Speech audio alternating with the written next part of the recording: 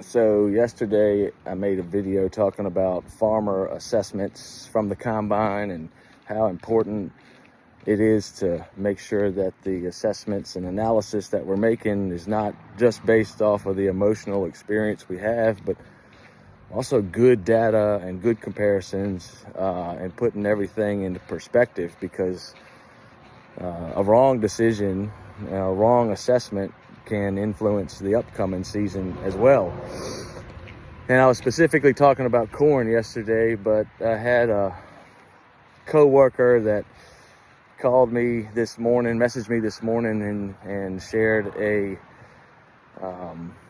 text message exchange with a customer of his that said, "No need to come visit today, cancel my order. I never want to see these soybeans again." And so I asked for some more information. This coworker was asking about the specific variety, what the weaknesses were. He was doing his due diligence before responding to the farmer.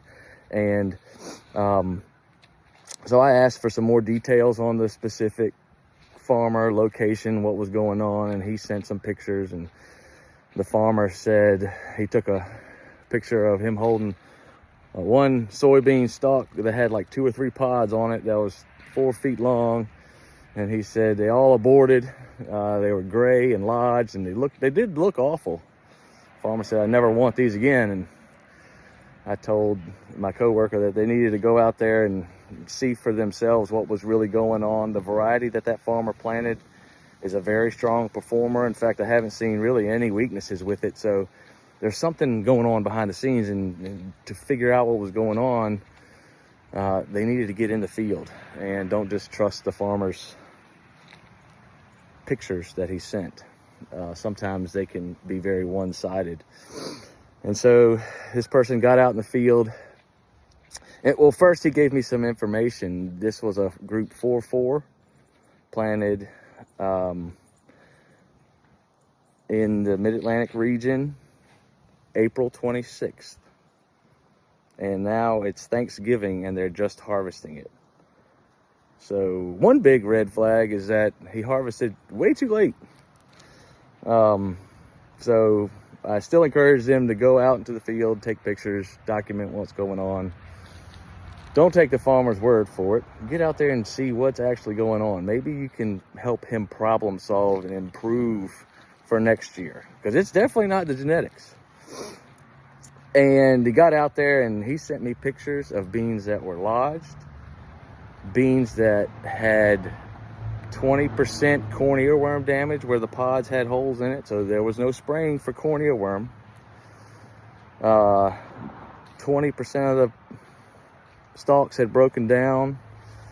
There were 20 to 30% of pods on the ground that had fallen off of the stalk. I didn't see much shatter.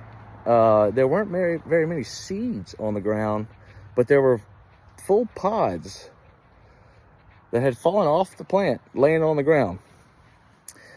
And the truth is that the yield was there. The farmer wasn't able to capture it because of management. How do you relay that to the customer without offending them? That's the biggest challenge. How do you challenge them to improve? Help them see really what is happening in the field so that the same mistake isn't made again, and they just blame it on the genetics and bounce from company to company. That is not a good pattern to be in, and nobody wins. So I told him to go visit the farmer when he gets back in the field harvesting, and tell him that he's just there to help him figure out what's going on and help him problem solve, because it's not a genetic problem, it's not a product problem. Something else is going on in the field, and just state the facts, and that's really all he can do. I don't believe in falling victim to blaming it on the variety when, in fact, that was not what happened. That was not what led to the disappointment there.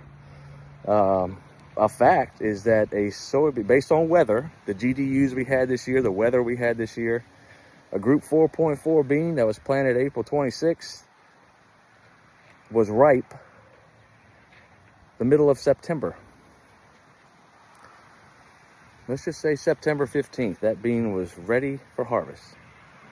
Now it may still had some green stem, but that's when the seed started deteriorating.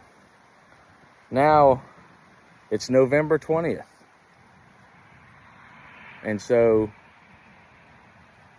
again, I want to illustrate and use this as a tool to make sure we're making proper assessments at harvest so that it does not negatively impact our decisions that we make for next year.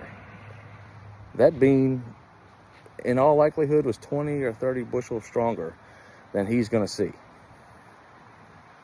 And it's not the variety's fault. In all likelihood, he should be planting it again next year. So my coworker's got his hands full, but there's a learning opportunity here.